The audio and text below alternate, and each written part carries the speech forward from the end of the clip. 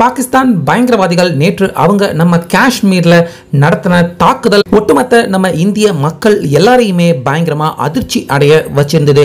இப்படி இருக்க இந்த சம்பவம் நடந்த அடுத்த 24 மணி நேரத்துக்கு உள்ளே நம்ம பாரத பிரதமர் நரேந்திர மோடி அவர்கள் பாகிஸ்தான் அவங்களுக்கு எதிராக இன்னொரு தாக்குதல் ஒன்ன அவர் அரங்கேற்றிருக்காரு. இது ஒட்டுமொத்த பாகிஸ்தானுக்கே ரொம்ப பெரிய ஒரு பேர் இடியாக தற்போது விழுந்திருக்கு.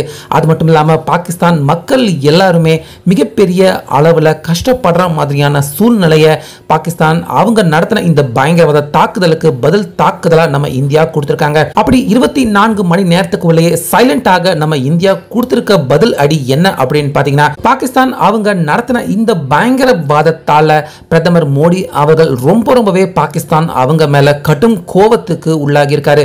இதனால பல வருஷமா நம்ம இந்தியாவுக்கும் பாகிஸ்தானுக்கும் இடையே இருந்த ஒரே ஒரு ப்ராஜெக்ட் சிந்துவெளி நீர்வளம் ப்ராஜெக்ட். சோ இந்த சிந்துவெளி நீர்வளம் ப்ராஜெக்ட் 1960 உலக வங்கி அவங்க முன்னாடி வச்சு பாகிஸ்தான் இந்தியா இரண்டு பேருமே கையெழுத்து போட்ட ஒரு ஒப்பந்தமாக இருக்கு. சோ இதுதான் பாகிஸ்தானுக்கு இந்தியா கொடுத்த பதில் தக்க அடியா அப்படின்னு பல பேரும் இந்த விஷயத்தை பத்தி முழுசா தெரிஞ்சுக்காம கிண்டலா பேசிக்கிட்டு இருக்காங்க.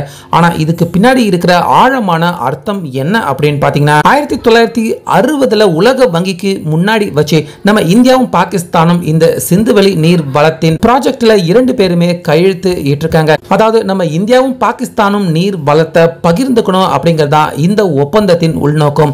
சோ அந்த ஒப்பந்தத்தை தான் தற்போது நம்ம பிரதமர் மோடி அவர்கள் இனிமேல் பாகிஸ்தான் கூட இந்த சிந்துவெளி நீர்வளம் ஒப்பந்தம் கிடையாது அப்படின்னு முற்றிலும் அதை ரத்து பண்ணியிருக்காரு. இது பாகிஸ்தானுக்கு ரொம்ப பெரிய அவங்க எதிர்பார்க்காத ஒரு மிகப்பெரிய அடியாக தான் பார்க்கப்படுது.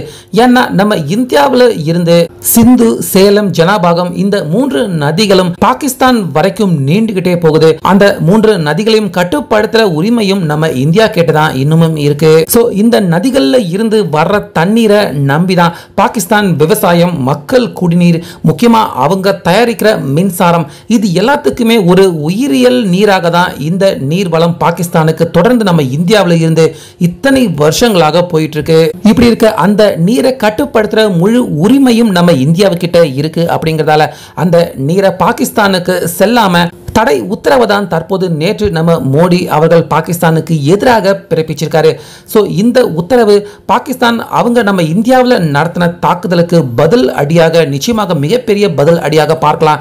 ஏன்னா இந்த முடிவு நேரடியாக பாகிஸ்தான் அவங்க கிட்ட துப்பாக்கி எடுத்துக்கிட்டு சண்டை போடுற மாதிரியான விஷயம் கிடையாது.